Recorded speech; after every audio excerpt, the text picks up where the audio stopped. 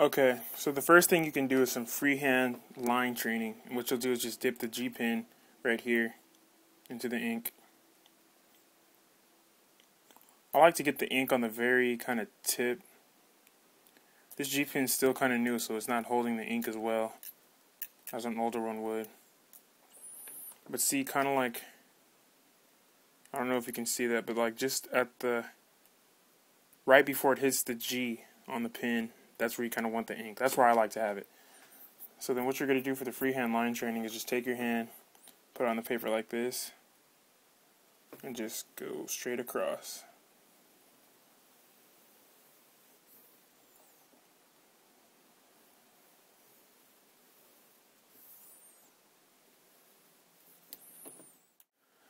Alright guys, so I'm going to show you the like ultimate secret to the G pen right here. I always read about this in books, and I never understood how to do it because they just show you the picture. They just show you the picture, so I never really got how to do it. So I'm going to show you guys basically how to do this so you don't mess up your pen, and so you get that right amount of heat on there. So first of all, if you're underage, get somebody to help you, like your parents or something, because I don't want to get in trouble for telling you to use fire. So alright, let me show you. What you do is make sure it can light. Alright, there we go. So you take your pen right here. You gotta light it on fire. This is gonna be hard to do in front of the camera. Alright. Now you take the pen and you just gently go over it like that.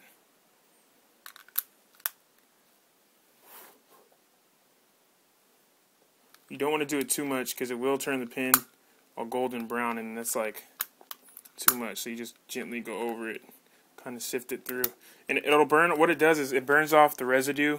When they package these G pens, they put something on it to keep the pins from rusting while they're in the package. So the fire takes off that coating that the G pen has on it, and it just basically it burns it off. And now the G pen should be able to hold the ink much better. So let me show you guys the result of that.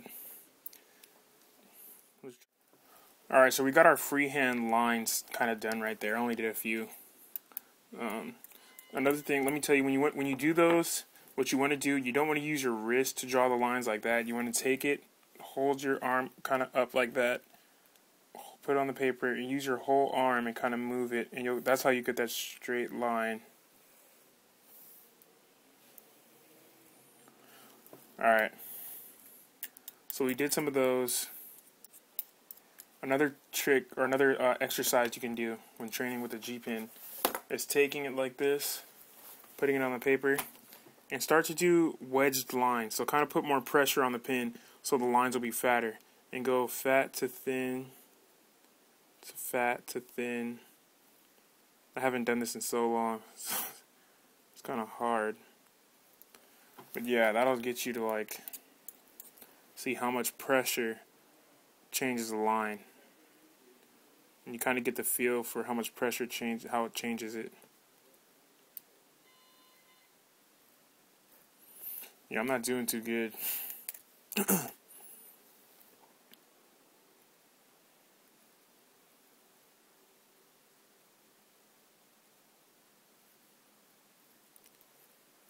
There you go.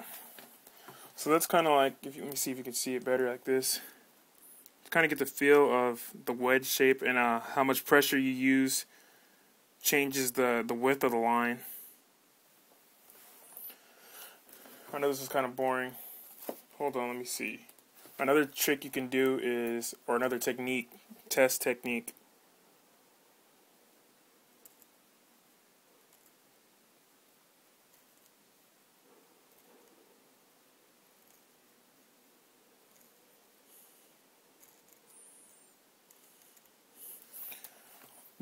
All these techniques all these exercises just kind of help you get used to the feel of the G pen.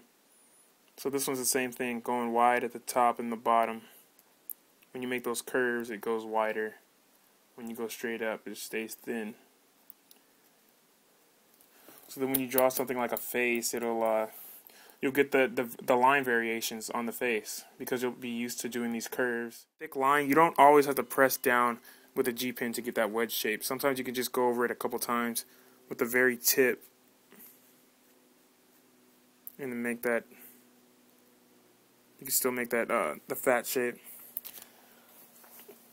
I don't know if I mentioned it before, but the G-pin does give off a lot of different variations of lines because of how far it can open when you press down on it.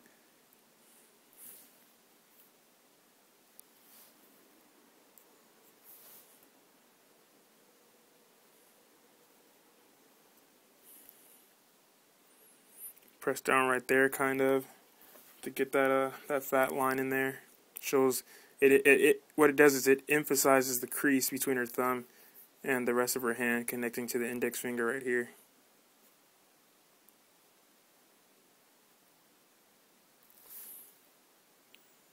Go really thin on that index finger.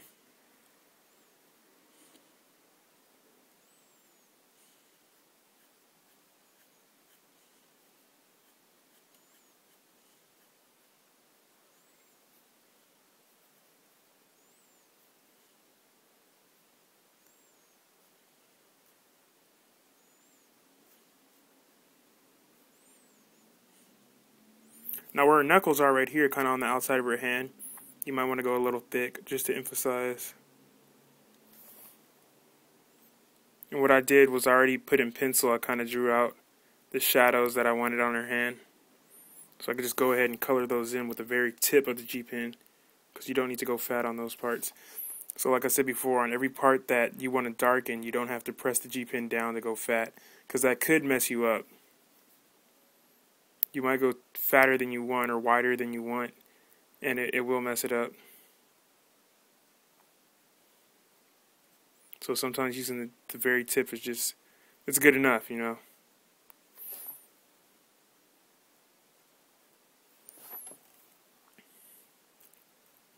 Alright, so that's about it for the hand area. I'll show you guys one more part. Second. Alright, I'll just leave the hand like that. Now for the hair, that's really hard to get with the G-pin. You can do it, but I advise that you go super, super slow. I don't know if I'm even going to be able to do it right here. So what you kind of want to do is, I like to go really fast, because if I spend too long trying to go down the hair like that, my hand starts to get shaky because I get nervous of messing it up, and it'll make the line too shaky or too jagged. So I kind of like to just go over like this. It's like a habit. Move my hand like that over the hair line, and then gently going down like that. And if you get a line into the eye like I did right here, that's okay. You can wipe that out.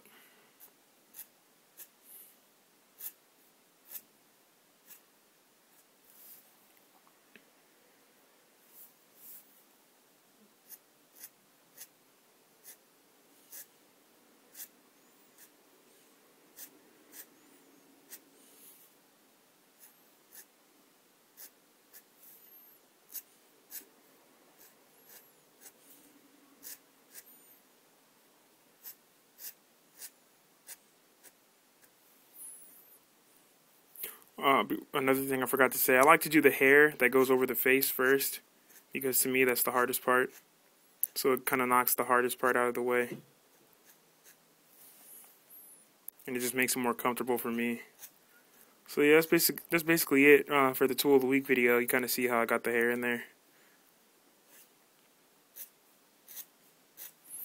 Alright, so yeah, there you go. You can see the hand.